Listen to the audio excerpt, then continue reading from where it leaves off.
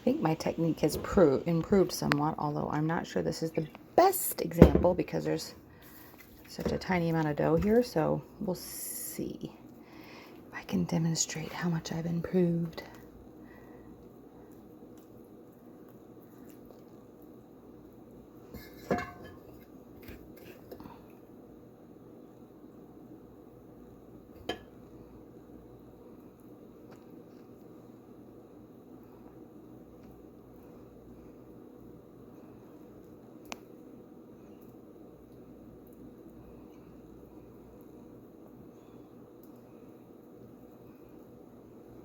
It's also very difficult to do this while my camera tripod is basically my phone tucked into my apron.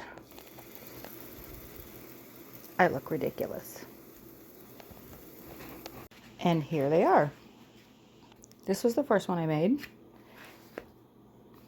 Not bad. This is the last one I made. You'll notice that the last one I made is much thinner. Also, much, much hotter. This was the second one, and it was just as thick as the first one, but I had the heat up a little too high. So I found that just below medium was best. But let's go ahead and open up the first one. See if I got, it's a little bit doughy, which might be due to its thickness. Yeah, you can see a little bit of doughiness there. I think it probably would be just as delicious though. But I'm gonna go ahead and flip this around and we'll try it. What are they? They're called Hotteok. They're not weird. Wow. They're not as warm as they should be. Let me see the Oh, inside. they have jelly My in kids them. really. No, it's actually brown sugar and nuts. They're better. I'll be Rip right one back. open so we can see the inside.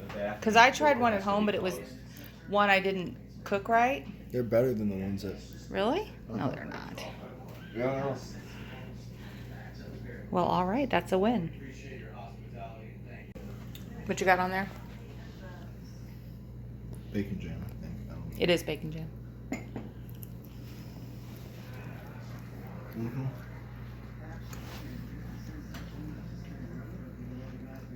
Put some truffle mayo on it. Are you serious? Oh, there's no more brown sugar on it. No. That's not good. I mean, it is, but not with that.